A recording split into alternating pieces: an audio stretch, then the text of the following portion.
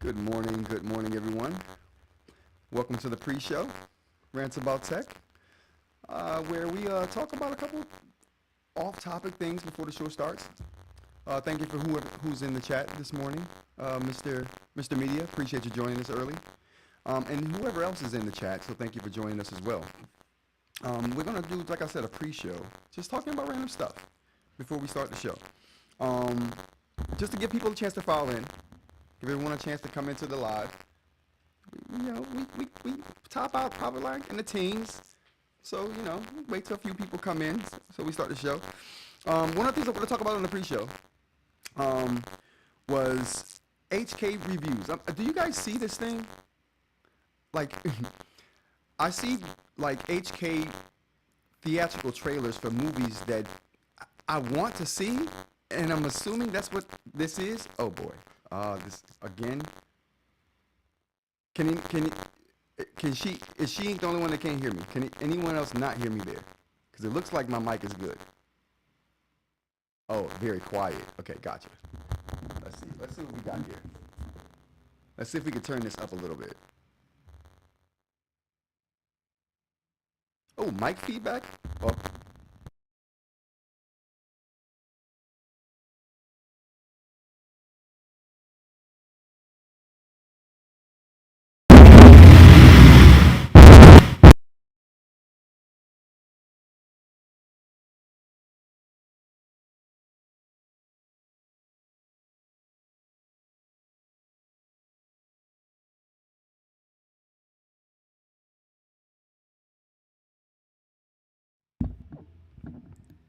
are we better?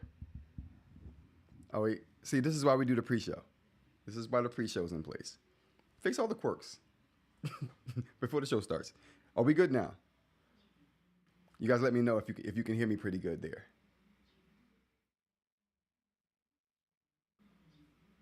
I think I should be good now. But you guys let me know. Continue with the pre-show until we figure out whether I'm sounding horrible or not, because I can't do bad sound. Bad sound can't be done. Um, good. Okay, so we're good now. I I had the same problem on Saturday's show.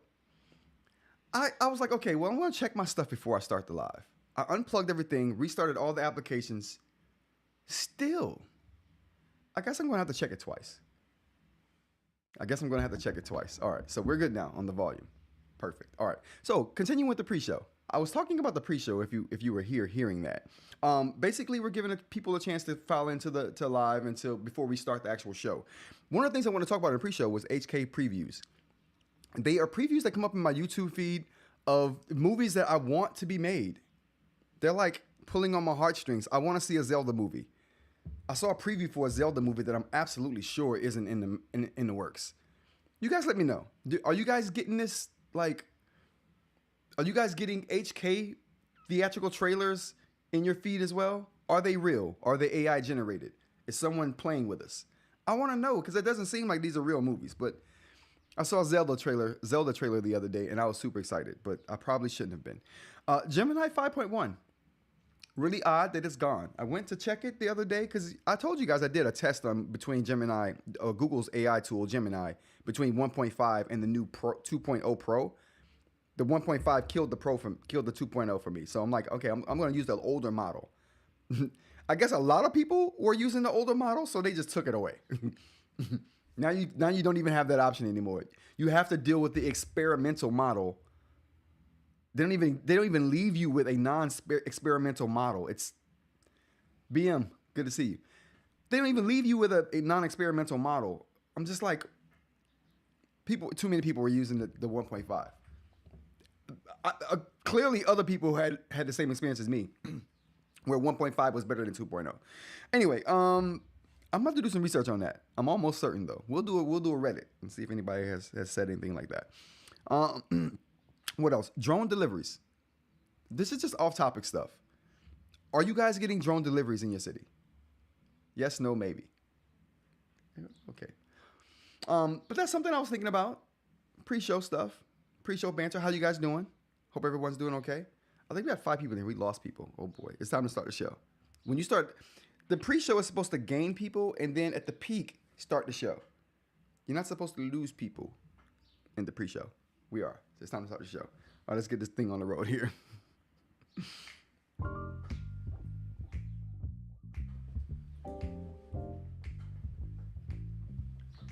How you guys doing? Welcome back to another episode of Rants About Tech live for, what is it today? Monday, February 24th, 2025. Thank you guys for joining us. I'm Roderick, your host. This, you can't see it, is Philadelphia, but you can see the sun behind me. The sun behind me is beaming today. I feel so good. I went outside today. Atypical for me on a day that I'm doing a live show, to be outside before the live. But it was warm today. It's like, I don't know what it is. It's like 50 degrees out there right now. It feels like 60. People got their windows down in the cars bumping music already early in the morning. But I was outside because I went to go and in my neighborhood, I probably should have did this on the pre-show. I probably should have said this on the pre-show. But here we go. I went outside to get groceries because in my neighborhood, they give out free food. And I mean, if they're giving out free eggs are like $20 a dozen right now. I'm going to take them. So I was out there getting food, and then I had to come in here to do the live. It was close, but I made it. Let's get to the happies. Today is Happy National Tortilla Day. If you like tortilla chips, today's your day. I love tortilla chips only because I love salsa. The tortilla is a segue to the salsa. It's a reason to have the salsa. Or maybe the tortilla chip is just there for the salsa. But anyway, I love salsa. Not really the tortilla chips, but it's all good and fun. Today's also Kiss Day. I don't know if they were talking about the band or the actual act. Enjoy both today. You can kiss while listening to Kiss, and you will have a fantastic time. International Rescue Cat Day. I feel the need to tell the story of Sam. There's a cat named Sam in my neighborhood. I don't know what happened to Sam, but I did get some information today. Let's just give you the backstory on Sam.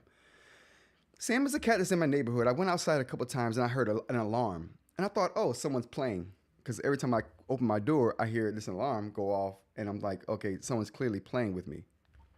It's happened twice, 2 days in a row. And so after the second day, I was like, you know what? I'm going to find out where this alarm is coming from every time I poke my head out of the door.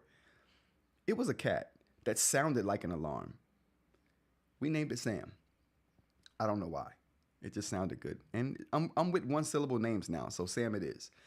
So Sam sounded like an alarm every time I stuck my head out. It was cold as crap. It was like 20 degrees that day, and Sam was out there on the porch. So we fed Sam. Sam got food from us. I think we might have seen Sam a few times in my window here. I put a camera up here to show it on live, but it didn't work out, so we don't have that view. But anyway, yeah, International Rescue Cat Day. We almost rescued Sam. I went outside today, like I said, to get the free food, to get the eggs. And a lady, one of my neighbors was like, hey, we saw that you were feeding that cat. Do you know what happened to it? I'm like, I don't know what happened to that cat. We fed it. We made sure it was good. And then 2 days later, the cat was gone. We never seen the cat again. So she was like, oh, we called the SPCA. They're going to neuter the cat for us to make sure that the neighborhood cats are neutered. I'm like, lady, they probably killed that cat. What are we talking about here? They probably put that cat to sleep. So now Sam, I don't know the fate of Sam, and I feel bad. I feel bad about that, not knowing what happened to Sam. And then that lady told me she called the people on them. Yeah, they the people for cats. If you're a cat, the SPCA is the people. So they called the people on the cat. Poor Sam. I don't know what happened to him. All right. We'll move on. We'll move on from Sam. Let's go ahead and get to the promos. Ways to support the channel. If you're here, thank you. You're supporting the channel. You're watching. You're engaging. People in the chat. Love you guys. The members, I appreciate you as well. Let's go ahead and get the shout outs actually for the members right now. Let's go ahead and get the shout out for eInk. She's in the building today. Go ahead to get that going. Mr. Media here. We got Mr. Media in the building, and BM is in the chat as well. So I appreciate you guys being here. And anybody else who's in the chat, thank you for being here, supporting the channel. I have a website, rantsabouttech.com. Let's get that going over here. Rantsabouttech.com. It's a really good way to support the channel as well. Buy a t-shirt. We got black and white variety. I'm showing the white here, but we do have black, undoubtedly, on the tight. Nibs there. New nibs coming. New nibs are coming. Top secret nibs. But new nibs are coming in the next maybe 2 weeks. Maybe 2 weeks we'll have some new nibs on the site. other products too. We got like at least 3 other products coming to the site. They're gonna be good. I'm taking the time to make sure they're gonna be good right now. So I guarantee they're gonna be good. We have nibs though on sale right now. The garden variety. We got special ones coming. Really special ones. So we got that coming. So, check the site out every now and again. See if we updated it. Also, articles coming to the site. So I'm redoing the site. So when it does go online as its new iteration, we'll have articles. We'll have write-ups. We'll have customer feedback section. We'll also have more merch, obviously. And we'll also have, what else? There was one more thing we're going to have on the site. There's new stuff. So keep checking the site, every now and again, check it out. I'll make a post when I officially update it to all the new stuff and update its version. It's going to be the Rants About Tech site version 2.0. We're doing it. Thanks, Greg, for joining up, aka Gregory. Top secret nib sheath. Oh boy. Top secret nib and nib sheath, Greg, aka Gregory. It's going to be great. It's going to be great. I really can't. And after I do that, I'll actually start marketing, because I don't do any marketing of this stuff right now. I just talk to you guys about this, and it proliferates through the internet, however it does it. But I'm going to actually start pushing marketing once I update the site to Rants About Tech version 2.0. When I update the site, I'll actually start advertising, trying to push traffic to the site.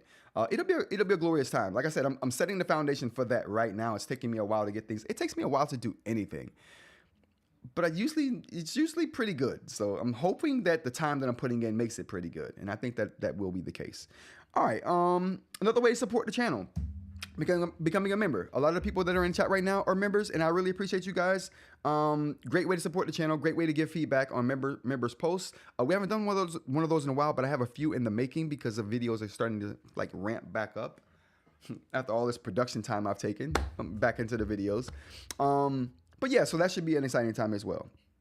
So thank you for supporting the channel. However you guys support the channel, like, subscribe, share, and just viewing. So thank you. I appreciate you. All right, what else we have here? I really do want a segue, but I gotta get it. I don't have a segue sound effect, but we're gonna play one.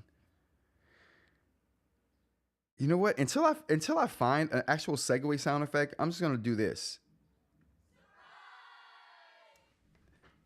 That'll be the transition. All right, so transitioning. First thing we got up here is dark mode on LCD screens. Do we believe that dark mode, or how many actually, before we start, how many of you guys that are in the chat right now actually use dark mode? Like turning the white elements of a page or an app black or a dark color, maybe a dark gray, because it's easier on your eyes, or maybe you think you're saving energy. Who does that? I do that. I did it you know what? I did it not because it saves energy, although that was in the back of my mind when I put my devices and stuff on black mode or dark mode. I did it initially because I thought, okay, it's saving energy. That's in the back of my mind. But I also just don't like the blaring white blasting me in the face. So that didn't sound good. But you get what I'm saying. Like, I just didn't want that harshness all the time. So I went to dark mode. Like I said, energy savings were in the back of the mind. They were a tinge, a twite tinge, a slight tinge even, if you will, in the back of my mind. So what do we got here? Ars Technica. We got an article from Ars Technica where, did we do it? It did. It is there. We're there. Small study suggests dark mode doesn't save much power for human reasons. Now, I thought that was very interesting. For human reasons. And then I thought, what does that mean? But I know what it means. Before I even read the article, I'm like, I know what that means. We're doing human stuff. Just like we were talking about the AI. Like we were talking about DeepSeek and their R1 model being cheap as crap to maintain and run and use very minimal resources. I thought, well, cool. But that don't mean we're going to save any energy, because what do we do as humans? As soon as we realize that we have energy to save, we're like, we could just do more, right? And then we end up saving no energy because we've decided to do more with that extra energy, not do less. Anyway, so that's the first thing I thought of when I saw this title. for very human reasons, I thought, okay, this makes sense. Dark mode isn't saving any power because we're using more power to see the things that we're putting in dark mode. And that's exactly what the article is about. That's exactly what the article is about. It's essentially talking about researchers doing a study of a small study of 10 individuals. So this is not a huge study. This is not something that's going to like change the landscape of dark mode or whatever. It's just 10 people. So let's not get too excited. But in that study of 10 people, they realized that the people who were given the option to turn the brightness of the screen up while in dark mode turned the brightness up on average about 12%. About 12% more energy was used because they were in dark mode versus when they were in light mode viewing it without the dark elements. I thought that was super interesting. This was done on LCD screens though, as you probably can guess, because OLED or OLEDs pixels turn entirely off when there's black there. Unlike LCD, it's not off; it just gets dark, right? The pixel just gets darker, not turned off, and save energy. Whereas OLED, the actual pixels, if they're black, turn off, so you are saving a little bit of energy there. With LCDs though, you're saving really no energy at all with dark mode because it's the pixels are still illuminating to some degree, aka using power. And also, when you boost the power up, you're using more. So there we go. Very human reasons. If there is more power to be used, we will use it. Because, we as humans think power is unlimited. And to some degree, it might be. Like, power may be unlimited just because every time we need power, best believe we're going to find it. We're going to find it. We're not going to be without the power that we need. So anyway, I thought that was interesting. A super interesting study done by, who did this study? The BBS or the BBC. This study was done by the BBC here. Oh, let me highlight that. There we go. Anyway, let's move on to the next story we got here. Keeping things short and sweet. Holograms take 3D printing to the next level with amazing precision and speed. So what I wrote down was shortening 3D print times with holograms. Like, that's where we're at with 3D printers, eInk. We're at holograms. And I don't know how I feel about that. But as long as they shorten print times, like I'm not running a 3D print farm. I'm just trying to print prototypes here. I leave the farming to other people who farm better than me. But so I don't really care about print times like that. Take all day as far as I'm concerned. I don't care. But print farms, I can see this being a big thing. A huge big thing. Let's go to the chat real quick. Greg, aka Gregory, says mostly use dark mode only because it looks better. Exactly. Like I said, the energy savings are in the back of my mind a little bit, but it's not like I care all that much about the energy savings because I know I'm dealing with LCD and these pixels aren't turning off. I think I might. This is LCD, but the one I got back there, I think that might be OLED. Yeah, 4K OLED. So I think we're good to go on that. I am saving some energy with that dark mode. But I think my phone is OLED too. Yeah, my phone is OLED too. So maybe I am saving some energy. But if you're using LCD, you're probably using more energy. I guess that's the point of that story there. If you're using LCD, dark mode and LCD, you're probably using more energy than you normally would be because you're probably boosting the brightness a bit. Sheen says, crazy. I would love to farm, but it's a lot. I gotta look into this. Yeah, the holographic 3D printing, like they say you save about 20% more time in printing. Like instead of minutes making this this very standard 3D print right here, which is that I think they call it a floaty, a boaty. I don't know what they call this thing. I've never printed one. They said this is the first thing you should print. I don't care about that thing. The first thing I printed was a box to put my nibs in, and that worked out well. That was a good print. Actually, I'm lying. The first print I made was a 3D waste or 3D filament waste basket to catch the waste that comes off of the 3D prints. So that was my first 3D print, not this boat. But anyway, yeah, very interesting stuff there. Holograms use, there's also a video, so let's check that out. We can also get a glimpse for how this might actually look here, or how it might actually work. Now, it looks like this is spinning, right? But I don't know if this is actually, it is spinning. So we're seeing this from the side, obviously.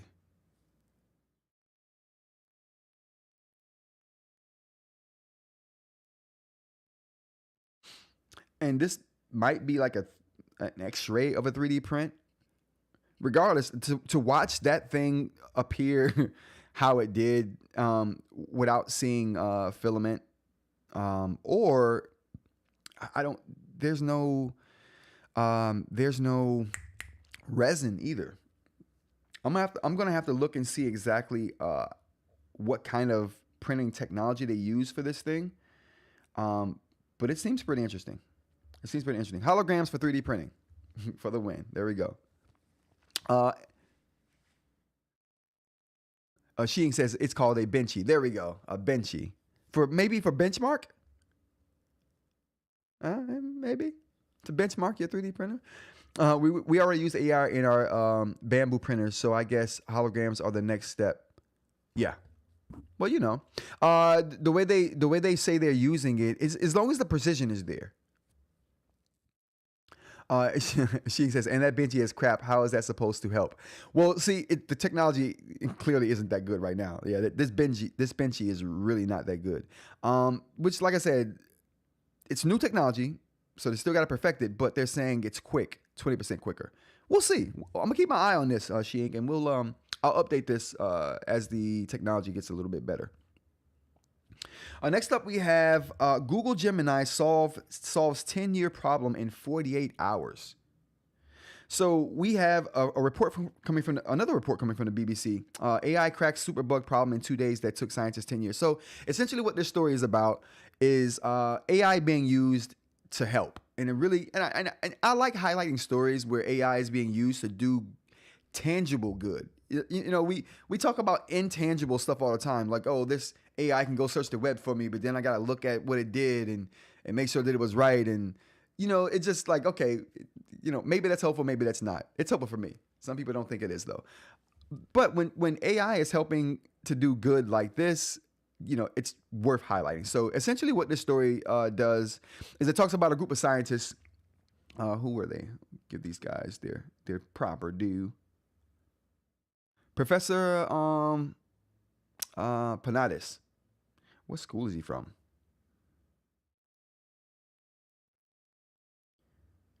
I thought they gave him a little bio at the top here, so maybe the bio's a little further down in the story. But the point is there are some researchers who are working on a particular superbug and trying to solve its virality. There we go. And essentially, they had worked on this problem with this superbug for over a decade.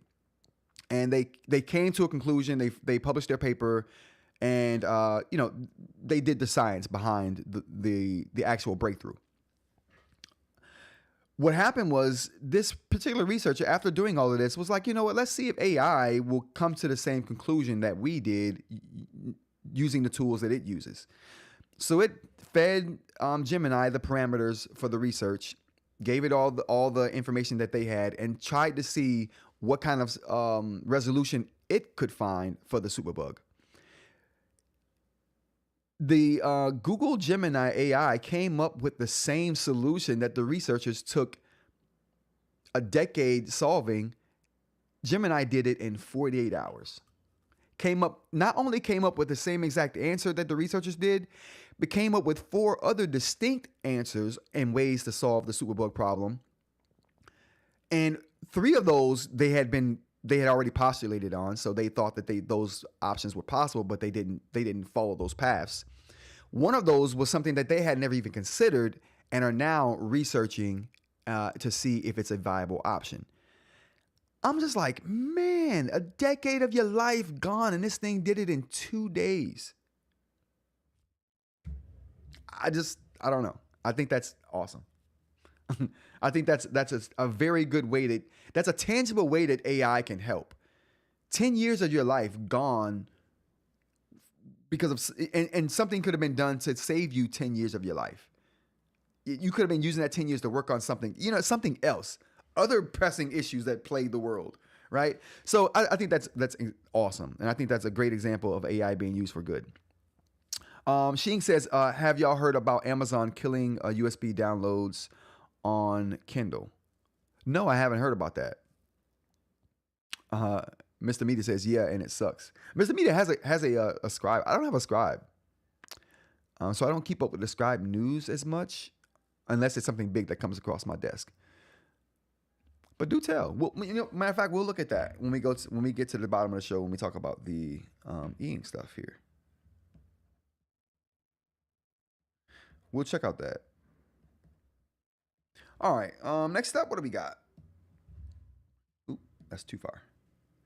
All right. Next up, we have Apple plans to integrate Gemini into Apple Intelligence. We talked a lot about Apple last year and its problems or its AI woes, where Apple Intelligence just wasn't very good. It wasn't implemented very good. Summaries weren't very good.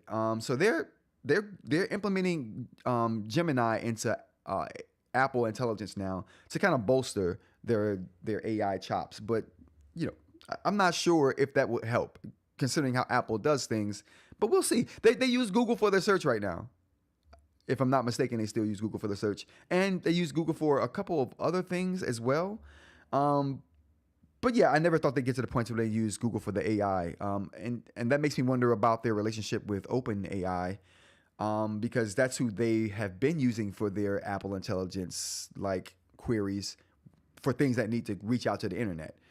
Maybe this is Apple implementing Gemini not in its internet or its like World Wide Web access. Maybe this is like local AI implementation. My initial reaction was this is just them replacing ChatGPT or OpenAI services with Google services, but this may be a ploy where they're still using OpenAI and ChatGPT for their outbound AI uses, but for their local AI usage, maybe they're going with Gemini. I'm going to have to do some more digging into this to see exactly how it's going to be used, but this article just talks about it's going to be implemented, but they don't really go into much detail about it. This is a 9to5Mac article, by the way. All these articles are linked in the description in the show notes down below, so if you guys want to check out more information about what I'm talking about, they'll be down there for you. Like I said, I thought this was interesting development. I'll keep my eye on this to see if it develops into anything like them getting rid of OpenAI. Like I said, this may be a local solution for them. We'll see. Next story is Planet Parade, February 28, 2025. We will witness a rare planet parade on. Here's everything you need to know about this spectacular celestial event. All right, so skywatchers around the world are in for a rare celestial event as a planet parade is set to occur on February 28, 2025. I'm taking this from this section here. This event will showcase all 7 planets of the solar system, including Mercury, Venus. All 7. All right. I know Pluto's not a part of the crew anymore. I know that. I just assume that brought us down to 8. Who else did we annex? It's like, all right. Anyway, including Mercury, Venus, Mars, Jupiter, Saturn, Uranus, and Neptune, aligning with in the sky. According to NASA, such planetary alignments are not uncommon, but seeing all visible planets together is a rare phenomenon. So I'll be looking forward to this. I'm trying to get some information about how you can see it best.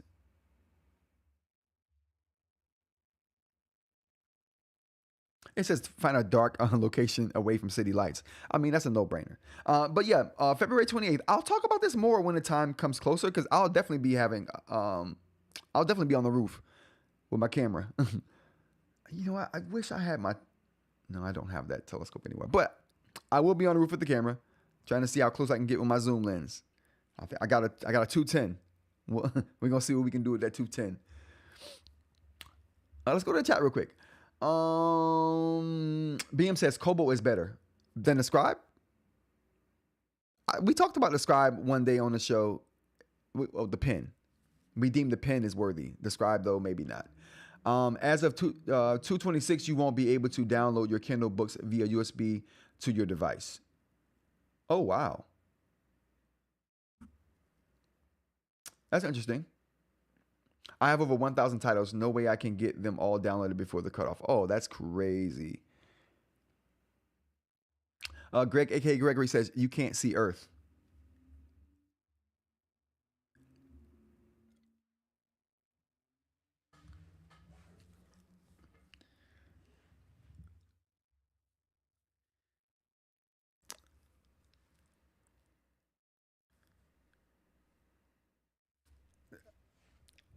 What can I say? I can't say anything. How did I not think about that? Thank you, Craig, aka Gregory. I appreciate you. You come in like clutch once again. That was crazy. Okay, so yeah, 7. I'm like, I knew that was 8. Pluto should really be invited to the crew again. But whatever, man. Whatever. Like Pluto has no, it doesn't. I was about to say Pluto has moons. It doesn't. It doesn't have moons at all. It's out there by itself. All right. Next story we got here is what do we got? The Space Force shares a photo of Earth. Speaking of Earth, we can't see Earth, Greg, aka Gregory. Sure, we can. We got it right here. Bam.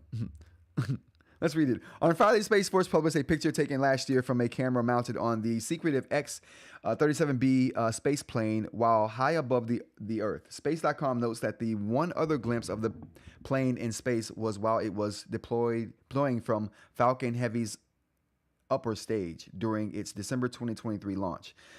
I'm thinking Falcon Heavy is the name of a plane, and the upper stage, it means that this plane was on top of it. I've seen that done. The Space Force says it snapped a photo during experimental first of a kind aerobraking maneuvers to safely change its orbit using minimal fuel. The Air Force said in October this would involve a series of passes using the drag of Earth's atmosphere, and that once complete, it would resume its other experiments before deorbiting. All right, and we got the picture right here from X.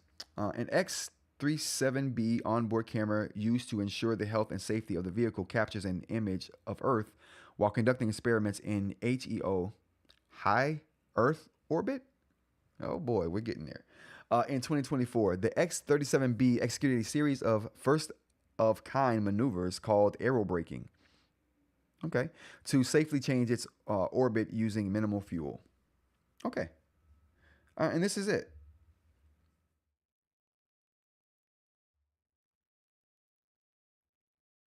And this is it. It looks oblong. No? Eh, I think it does. Little oblong. Little oblong. Great picture though. Not as good as the picture the first Earth picture we got from the moon. That one was awesome. Matter of fact, can we pull that up?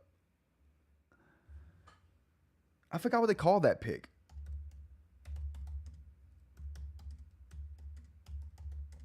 Oops.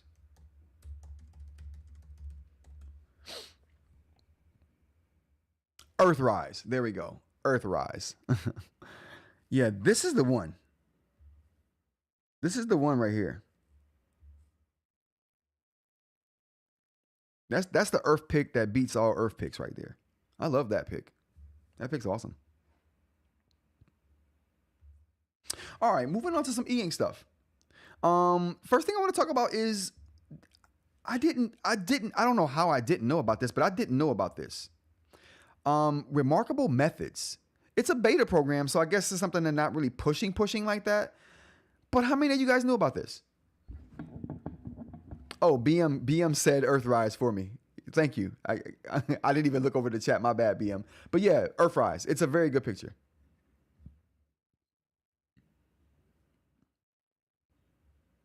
Very good picture. Going to the chat real quick. Other than BM's thing, we got. I use Kindle Unlimited a lot. It's something I really want. I will order the hard copy. If it's something I really want, I will order the hard copy. Gotcha. Can you buy EPUB or eBooks from Barnes and Noble, or is it only with the Nook app? That's interesting. I haven't used a Nook. Did anyone out there have the Nook? I remember buying a Nook. The Nook was awesome. The Nook was awesome. The name of it was awesome too. The Nook. You just sit in a cranny with your Nook You got nooks and crannies. You got nooks and crannies.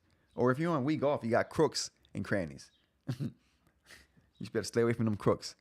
Stay away from the crooks. They're not good. So only the Nook apps, says eInk. Interesting. All right. Anyway, remarkable methods. It's basically a templates app, and there's tons of templates here. Some of them are third-party templates made by like other like companies who actually do this for a living, who actually make templates and make paper templates as well. I don't know. It was a very interesting find for me when I came across this. I'm like, I had no idea this was even a thing. But I am definitely going to use it to download some useful templates that they have here. And they got templates for everything here.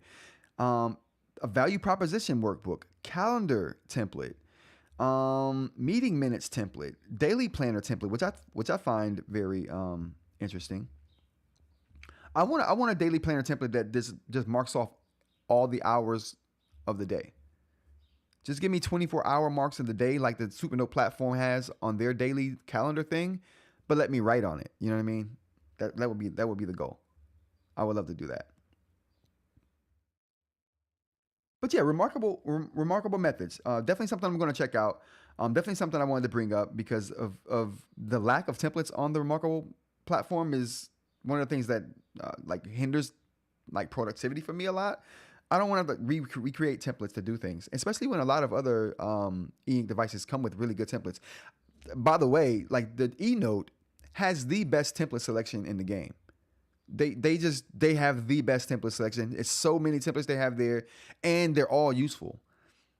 Like I can't say enough about their template selection. But this is definitely helpful, and they have templates you can download too, right onto the app from their template.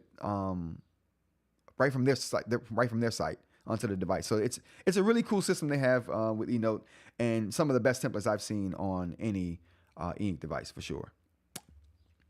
All right, we got Paperlike has a 1.3. It's a monitor, eInk monitor, another eInk monitor for the masses here. I'm not really big on eInk monitors just because they seem to be sluggish and not really responsive. So I can't really get down with that. It has to be quick for me. If I'm using a monitor to do productivity, it has to be if I'm not writing. I don't care about eInk tablets not being as responsive as I would like them to be because I'm writing, and anything above and beyond that is like a bonus to me. But for a monitor, it's I mean, it says 60 hertz refresh rate, so it's probably pretty good as far as refresh goes.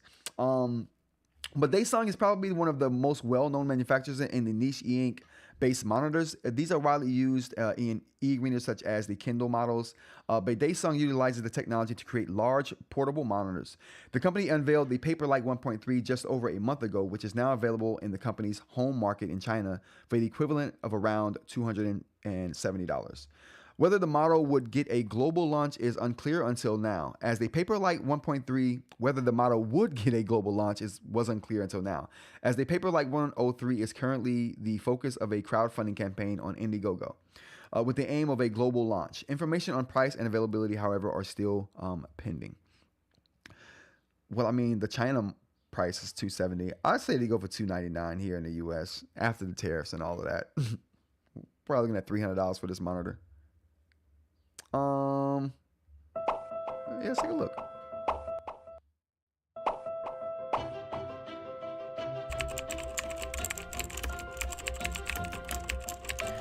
And it's like a tablet form factor that you can just put anywhere, kind of deal, which is cool. Which makes me, I mean, we can do that with the tablets that we have now. They're just not this responsive.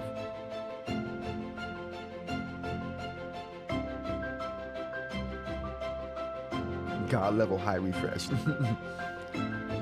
God level is not 60 hertz. It's 140. Calm down. Maybe 240.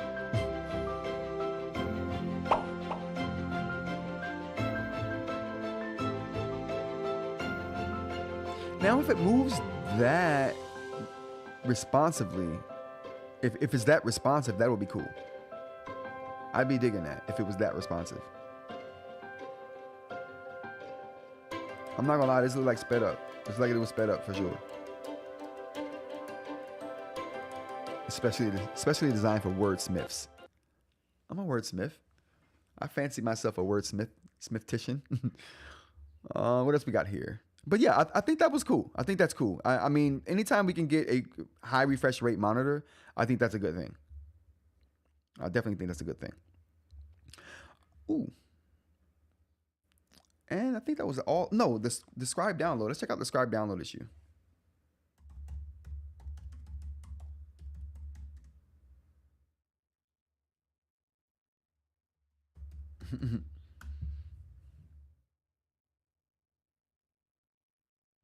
I wonder why they did this.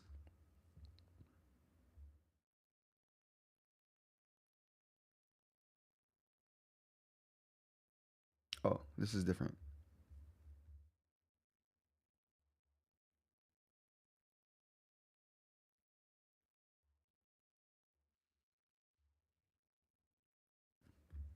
Maybe I put the wrong search name in here.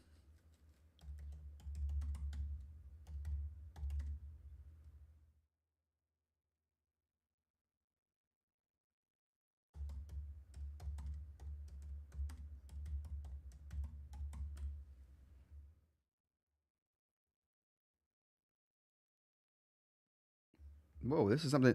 Is this a? Maybe I'm looking at the wrong thing here. I can't find anything on the Kindle Scribe downloads thing.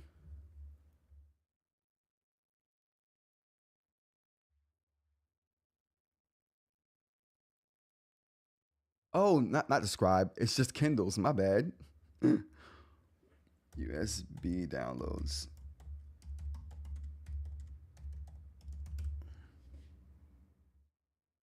Oh, Amazon is permanently disabling the ability to download Kindle books to a computer using a USB cable as of February 26th. Oh, you got 2 days.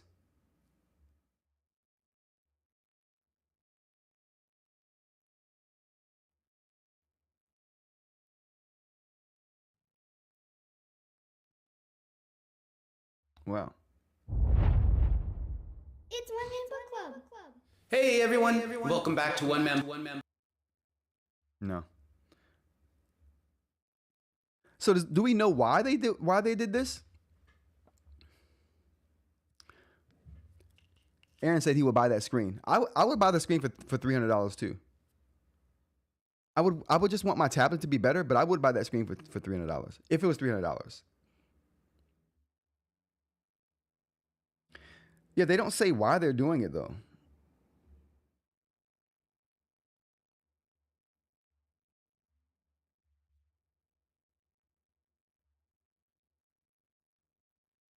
All right, so starting on February 26, 2025, Amazon is removing a feature from its website allowing you to download purchased books to a computer and then copy them manually to a Kindle over USB. It's a feature that a lot of Kindle users are probably not aware of, given books can be more easily sent to devices over Wi-Fi, but it's especially useful for backing up purchases or converting them to other formats compatible with non-Kindle e-readers.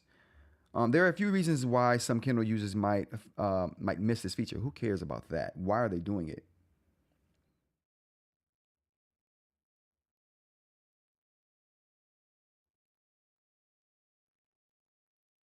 Amazon confirmed the removal of the book download feature in a statement to The Verge. Customers can continue reading books previously downloaded to their Kindle device and access new content through the Kindle app, Kindle for Web, as well as directly through Kindle devices with Wi-Fi compatibility, said Amazon spokesperson Jackie Burke. Yeah, no, they're not even saying why this is not a thing anymore. And that's the only thing I really care about, the why. I don't know. All right, let's talk about eating. Let's talk about eating topic.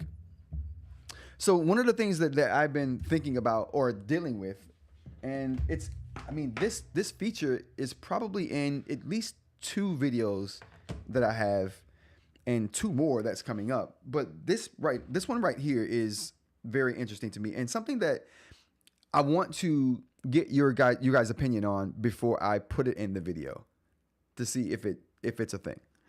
So now a lot of the things I like to do when I'm in a folder when I'm on eating devices. I mean, I'll just show this real quick.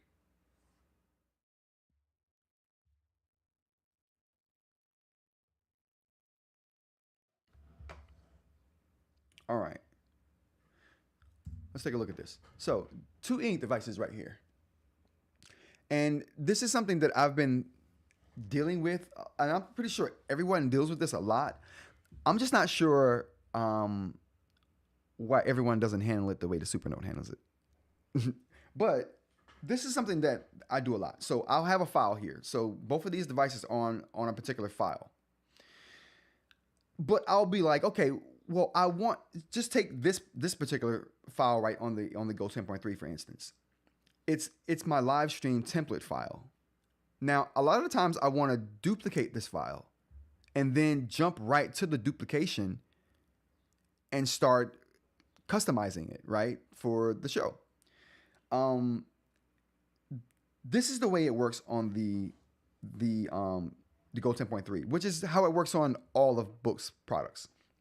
So if I wanted to go to this file, this folder that I'm in right now, I don't really have that option. I have the option to go to a folder view while I'm in the notes, but this folder view doesn't take me to the folder of the file that I'm working with, if that makes sense.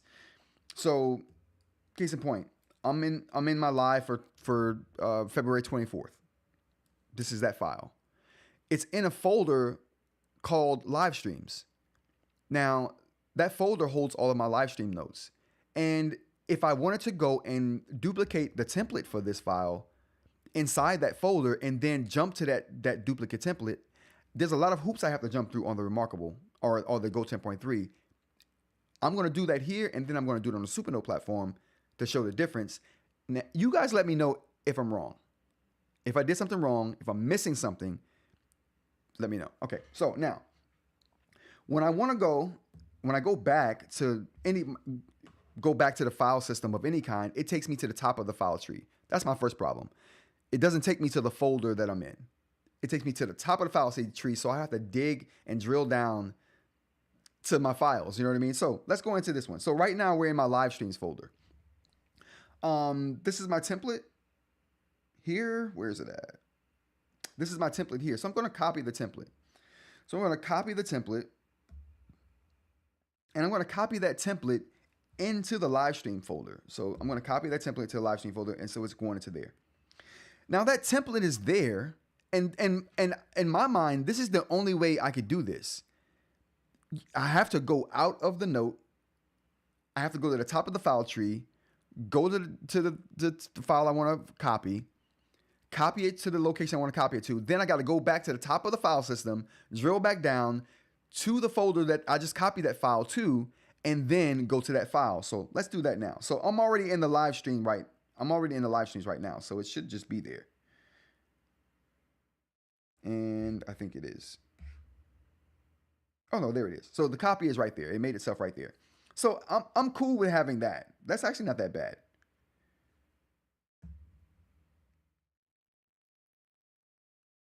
But the problem with that is that I had to go to the top of the file tree. So again, I'm in this particular folder. Oh, it didn't. It didn't take me to the top of the file tree. Oh, it's because that's how I got there. My bad. Okay, let's start that over. If you drill down through the file menu to get to that file, then it would obviously take you back to where you left off at. But let's just say I hadn't drilled down through the file system, to my file system yet. Let's just say I was at the landing page for the notes. And let's just say I used the favorites to get to that note, to that template, right? So here's my template. I use the favorites to get to the template. Now, when I go to select the template and copy it, I copy it. I select my live streams folder to put it in. And now it's in the live streams folder, but now I have to navigate to the live stream folder to get to that file. If I got there by the favorites, right? So let's just try that now. So I'm in the favorites, and I'm going to select one of the lives that I've done. Whoops, wrong one.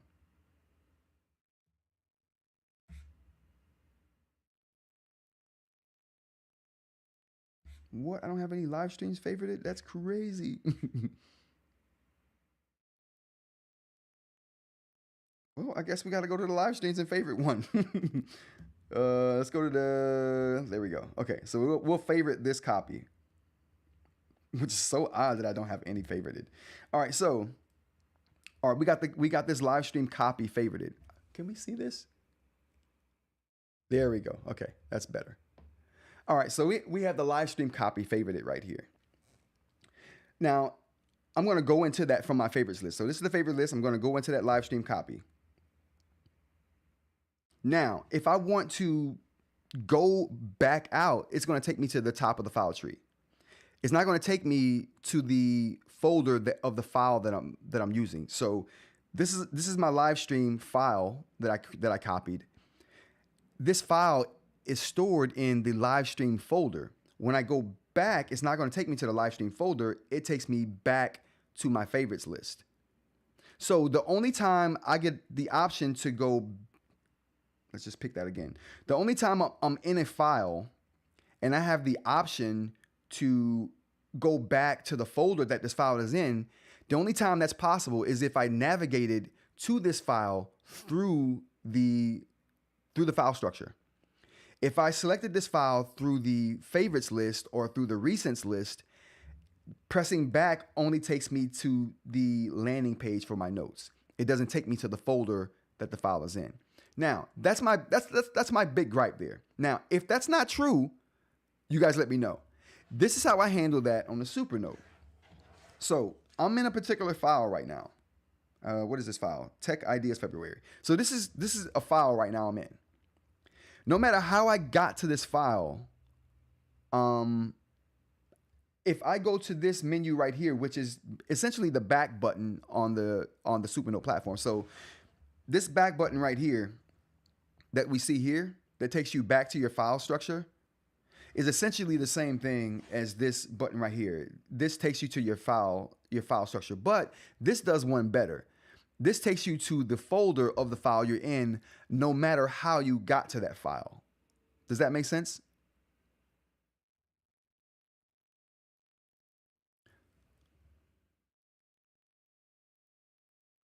I'm almost finishing your takeaway to many steps editing. Oh, damn. I'll read that when you put it back up. But the point is, no matter how I got to this file, going to this menu right here takes me back to the folder that the file is in. So I can then do whatever I want. I can create another file in this folder. I can, if this is a template here, I can copy that template right to this folder and then jump to that copied template. You can't do that on the Go 10.3 or just any Boox product at all. That's a big problem for me. Now, I'm making a video on that.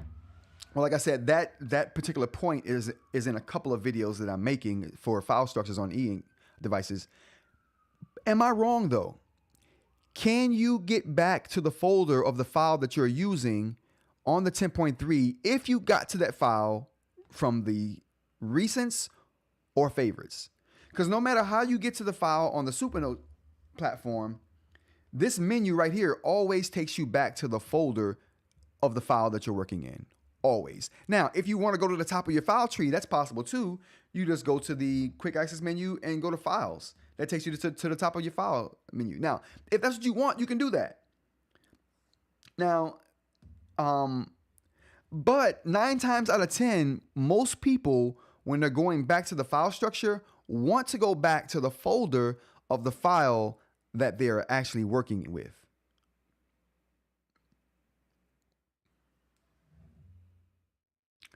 He says, I'm editing my video now and shows you how to quickly jump back and forth between files. Well, I understand how to jump back and forth. Well, there's lots of ways to jump back and forth between files.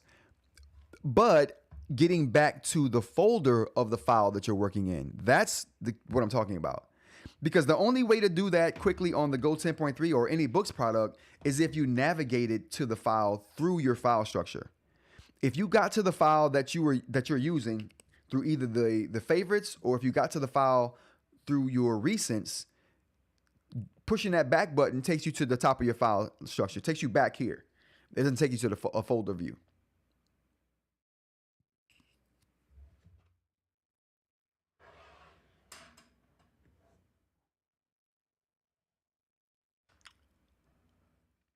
You can definitely go in and jump back and forth.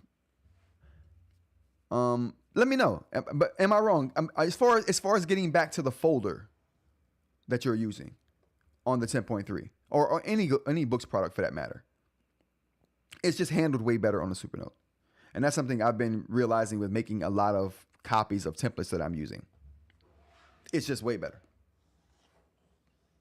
Yeah, if it's not true, let me know. That's why I'm throwing this out there. So when I do make the video, it's at least vetted information. So yeah, let me know, Mr. Media. If I'm wrong, let me know what's wrong about it, so I can correct it. Because from what I understand, pull up your eInk Center menu. Okay.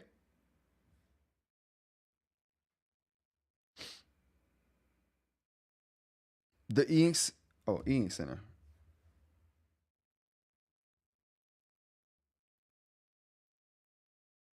So this is the eInk Center menu right here. Or are you talking about the shortcut menu?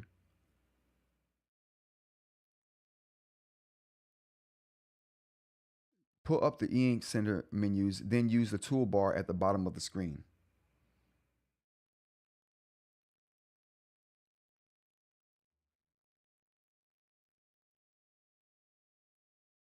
Pull up, or when I'm in a note, so let's go to the note. We'll go to a note. We'll put up the eInk Center. At the bottom of the screen, select the circle icon.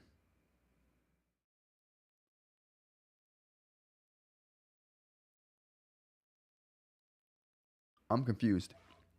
So you're saying I can go to the folder view by using the eInk Center? That would be interesting.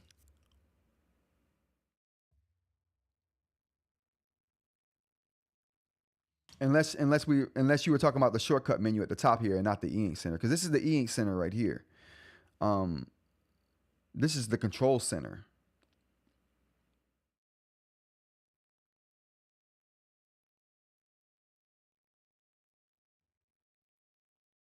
Through any event, if we get that figured out, the shortcut menu on the right side, gotcha.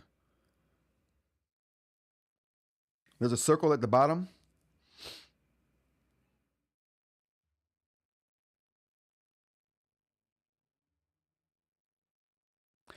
Even if there was a shortcut menu in the control center that took you to your menu, yeah, that I don't see that here. No, I don't think anything here takes you to the folder view. I just think that's something that the Go 10.3 can't do. Like I said, the only thing it can do is take you back to where you came from. That's what this button here takes you back to where you came from. It doesn't take you to the folder view of the file that you're in. But that's exactly what happens on the Supernote. When you hit, this is basically a back button to the file, the folder that you're in. This is supremely more useful to me than how the Boox platform handles it. Like I said, I think I'm gonna put that in the video. I don't see anything here that's led me to believe that I'm wrong about that. Like I said, Mr. Media, if you do figure that out, let me know, because I don't want to be wrong about it. I definitely want to put this information out there, but it seems like the only thing you can do is go back to where you came from. You can't go back to a folder view, which makes a Supernote way more easier for making files and organizing a file structure, because you can do that. That's just supreme. And not only do you get that, you get a lot of options to create a new note, create a document, go to the Atelier app for drawing, new folder, and favoriting, and getting to your favorites, and favoriting whatever file you have there, which you can do on the 10.3 as well. So all those options are available to you here once you go to that back button. The difference is hitting that back button takes you to a folder view on the Supernote. Hitting that back button just takes you back to where you came from on the Go 10.3, which I think some options should be given to that. All right, I think that's it. 11:01. That's good timing. That's pretty good timing. I'm not mad at that at all. Nothing. I scoured Twitter, or not Twitter, but I scoured Reddit earlier today. for some news, some scandalous news. Nothing scandalous going on Reddit right now. I may not be subscribing to the scandalous post though. Maybe. Nothing really crazy though. For the Reddits, but we do have some videos that are out today. There's a few good eInk videos out right now. This VPN, I'm not sure what this VPN is. I'm going to watch this video from eInk Unplugged to see what this VPN is about. That looks interesting. Avoya's always got interesting videos up. The Manta versus the A5X2. I mean the Max versus the A5X2. I haven't seen that yet, but I'm going to check that out too because that's two devices that have been put up against each other a lot recently, and to get his take would be super interesting. Battle of the eInk Folios by Jeff. Oh, he's got a new setup back there. Okay, all right. This is a long one from Jeff, so I'm gonna have to sit with this one when I got some time. What else we got in the eInk space here? Not all eInk Carta 1300 is created equal. Deep dive, the Manta, Viwoods, and Note Max. Is this part of a longer conversation here? Let's take a look. So I want to talk about this because there's been a lot of discussion about it recently. This is the Go 6. It's cute, right? It's lovely, I think. Lovely little device, really. I want you to notice how light it is, how clean. Yeah, I think this is a part of a larger conversation. But yeah, that's definitely something I haven't thought a lot about. But I do think the Carta 1300 is flawed. I think hardware, technically, Carta 1300 is flawed. Jay did mention the fact that he did some tests with older eInk displays and realized that some of the inverse ghosting that happens on Carta 1300 is happening on those displays as well. We just kind of weren't looking for it at that time. But yeah, definitely something to look forward to there. What else we got in the eInk space? Supernote Manta update, auto refresh smart line. So we've gone over that too. But we got Graphics Tech talking more about that.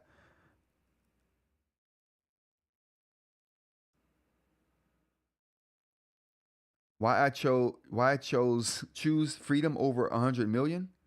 My crazy decision explained. Oh, that sounds interesting. Oh, Mr. Media, unleash your digital writing with the perfect EMR. What'd you settle on? What's the perfect EMR you settled on there, Mr. Media? You guys go check his video out. He's got another one up yesterday, I feels like. Paperless is I like checking out Paperless videos. He's very well spoken. I like the way he presents stuff, and I like his quick cut edits. Super entertaining dude to listen to as well.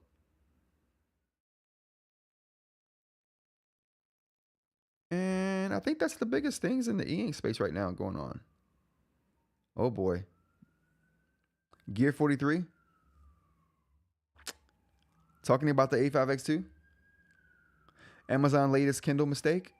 Are we talking about with the publisher of the book that you purchased? It got to the point where they're no longer selling the book that you bought. Now for you, this won't matter at all because you've already purchased a copy of the book. In fact, you read the book, you loved it, and you're even sharing it with a few friends so they can borrow it and read it as well. All is good on your end. But how would you feel if things were a little bit different? Imagine the bookstore being able to come to your house and actually forcefully take the book back that you purchased so you no longer have access to it anymore, even though you already paid for it. This may sound completely ridiculous to even think about from a physical book perspective, but in the world of ebooks and Kindle books, this is exactly what has been happening for a long time now. It doesn't happen very...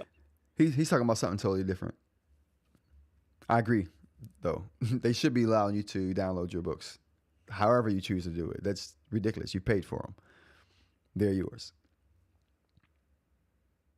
What else we got here? I think that was it. I think that's it. I think it's going to be a show today, you guys. I appreciate everyone hanging out today. We're going to do another live show Wednesday. We got another live coming Wednesday, 10 a.m. I'm trying to figure out how to go about doing this and still get content out. So the live is still a work in progress. Like, again, the live is something I never planned on really continuing doing. It was just so I can learn streaming. I've learned streaming now.